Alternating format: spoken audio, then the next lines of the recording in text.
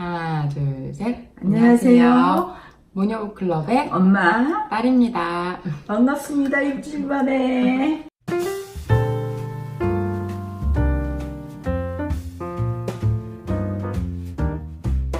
지난 시간에 제 인생 첫 번째 책을 소개해드렸다면 이번 시간에는 제가 어린아이에서 청소년이 되면서 이제 빠지게 된 장르의 소위 그 입덕 작품이라고 할 수 있는 이영도 작가의 드래곤 라자라는 책인데요.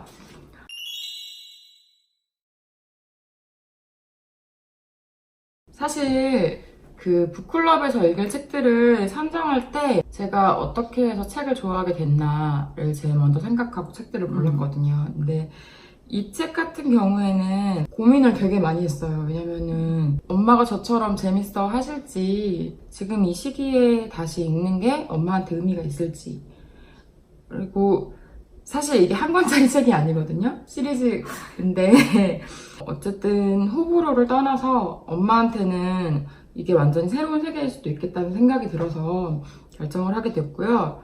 솔직히 얘기하면은 엄마의 반응이 너무 궁금해가지고 선정한 것도 있는데 어떠셨나요?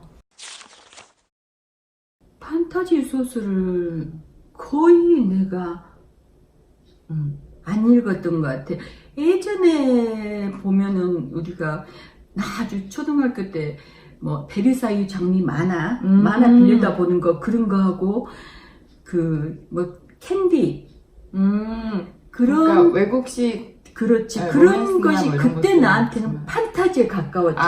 그쵸. 너무너무 충격적인 세계잖아. 전에 시골에 촌에서 자란 애기의 입장에서는 그게 판타지 같았어. 지금 생각하면. 근데 이렇게 용이 말을 하고 현실하고 좀 무관한 좀 동떨어진 부분이 있어가지고 이건 게임을 하는 사람들이 읽어야 될 책이거나 게임을 하는 사람들이 읽으면 이해가 더 빠르겠다. 그런 맞아요. 책이었어 처음에. 엄마 생각해보니까 판타지 영화를 보신 거 있어요? 본네. 어떤 거? 그거 아바타. 아바타는 이제 좀 다른 종류고, 왜냐면 아바타는 이런 세계관은 아니잖아요. 아바타는 조금 다른 아예 새로운 세계관이고, 그거 말고 뭐 다 다르긴 하지만 반지의 제왕이 반지의 제왕을 부분 봤어. 정식으로 본 게 아니고.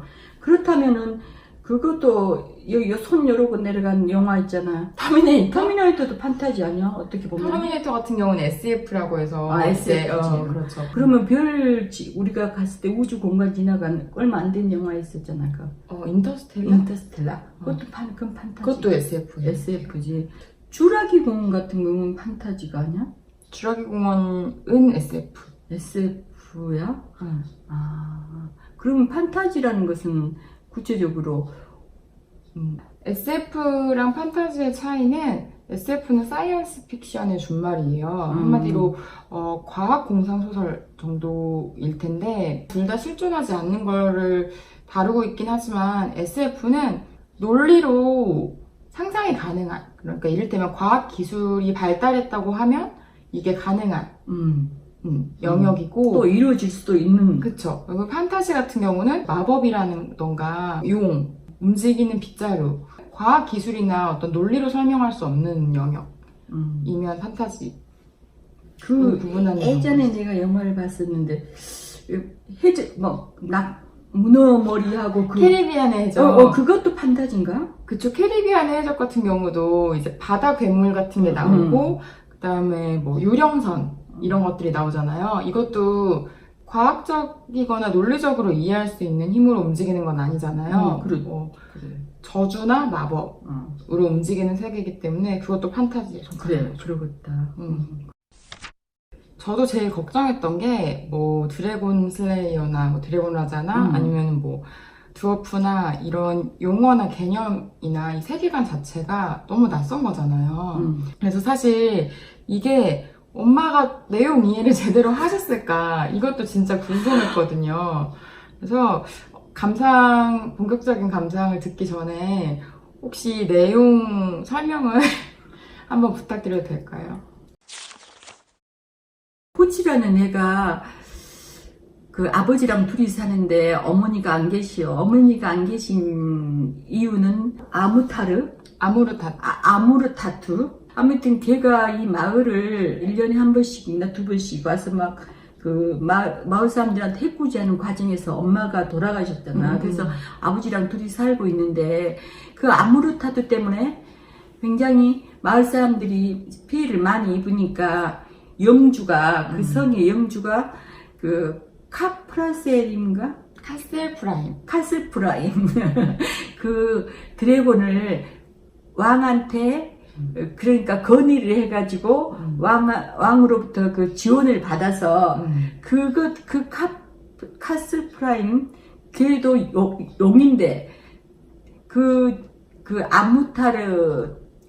아무르타투를 갖다가 그 대적하라고 데려왔어. 그 자기 아버지가 아무르타투를 죽이려고 갔다가 지금 거기에 그 포로로 잡혀 있으니까 그쪽에서 요구하는 돈을 지원을 해야 되는데 이 성의 영주는 가난해서 그 돈을 낼 수가 없으니까 국왕한테 가서 그걸 받아고 와야 되는데 가는 과정에서 이렇게 끝난 것 같아요.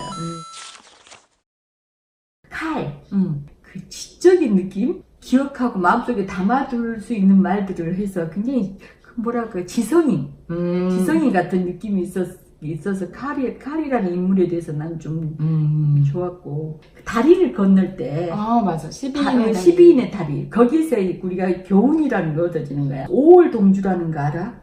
오나라와 월나라가 사이가 안 좋지만은 배를 타려면 같은 배에서 싸울 수는 없어. 같이 죽으니까. 그것처럼 여기도 아무리 서로 싸우던 사람이지만 12인이 되어야 거기를 건널 수 있다는 게 그 여기서 잠깐의 우리가 사람의 평화, 그 협력 이런 것이 난 또 와닿았었어. 그야말로 권선징악이 여기서는 좀 명확해. 그래서 우리가 읽을 때는 좋아. 왜냐하면 그 권선징악이 정확하게 하니까 답답하다는 생각이 안 들더라고. 아직은 이제 다른가 그 드래곤을 갖다가 처치하지는 못했지만 일본에서는 일단은 모든 과정들이 그게 좀 명확해서 좋았고 중간중간의 요소애가 코믹스러운 부분들이 들어있어서 책이 꽤 지루하지는 않았던 것 같아요. 다음 건이 궁금하긴 해요. 그래 다른 책이 굳이 없다면 이 책의 다음을 계속 읽어보고 싶은 생각이 다른 있어요. 책이 굳이 없다면? 아니 다른 책이 또 많이 있겠지만은 이 책에 어차피 이 책을 시작했으니까 끝좀 보고 싶어. 이게 근데 시리즈라고 말씀드렸잖아요. 시리즈인데 몇 권까지 있어? 총 8권까지 있어요. 그러면 엄마가 직접 돈을 주고 책을 구입한다고 했을 때 나는 돈 주고는 안 돈 주고 계속 구입할 생각은 없는 것 같아. 1권을 읽어본 것만으로 됐다. 재미는 있는데 옆에 있으면 읽을 수는 있어. 근데 가서 솔직히 말하면 내가 서점에 와서 책을 계속 사서 다른 책도 읽어보고 싶다는 생각이 들어.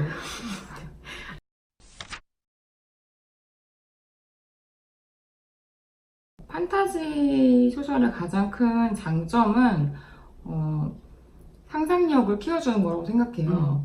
근데 상상력이라는 게 저는 상상력이 정말 중요한 능력이라고 생각하는데 이전에 존재하지 않았던 어떤 새로운 영역을 상상하는 거는 창의적인 작업으로 이어질 수 있고 내가 아닌 타인의 감정이나 아픔에 대해서 상상하는 그것도 사실 상상이 필요한 일이잖아요. 이런 종류의 상상력은 공감 능력이랑도 연관된다고 생각해요. 그래서 나이나 시기를 정해놓지 않고 언제든 읽어봄직한 장르라고 생각하고 사실 장르 문학의 가장 큰 그 장점 중에 하나는 재미잖아요. 그러니까 어떤 순간에도 재미있게 가끔은 통쾌하고 가끔은 소소하게 웃으면서 그리고 다음 스토리를 궁금해하면서 읽을 수 있다는 게 장르 문학의 가장 큰 장점인 것 같아요. 저는 이제 이 책을 준비했지만 해리포터라던가 반지의 제왕이라던가 혹은 우리나라에도 최근에 훌륭한 판타지 작가가 많거든요. 그래서 판타지라는 장르를 꼭 아이들의 어떤 전유물로 생각하지 마시고 그냥 마음 편하게 재밌게 한번 읽어보시는 것도 좋을 것 같아요. 읽기는 재밌어요. 읽기 재밌어. 사실 이번 책이 엄마한테 크게 재미는 없었을 수도 있을 것 같아서 다음 책은 조금 편하게 재밌게 읽으실 수 있는 에세이로 준비를 해봤어요. 제가 최근에 제일 재밌게 읽었던 책 중에 하나기도 한데 우아하고 호쾌한 여자축구라는 김원비 작가의 에세이고요. 표지가 아주 표지 컬러가 화려하네. 어떤 책일 것 같으세요? 여자도 축구를 하긴 하지. 그렇지만 왠지 그 나이 불문, 뭐 성별 불문 하고 하려고 마음먹으면 할 수 있거나 아니면 뭐 도전 정신 같은 거 잘 읽겠습니다. 오늘도 많이 부족한 영상 봐주셔서 감사하고요. 지금까지 모녀 북클럽의 엄마. 딸이었습니다. 감사합니다.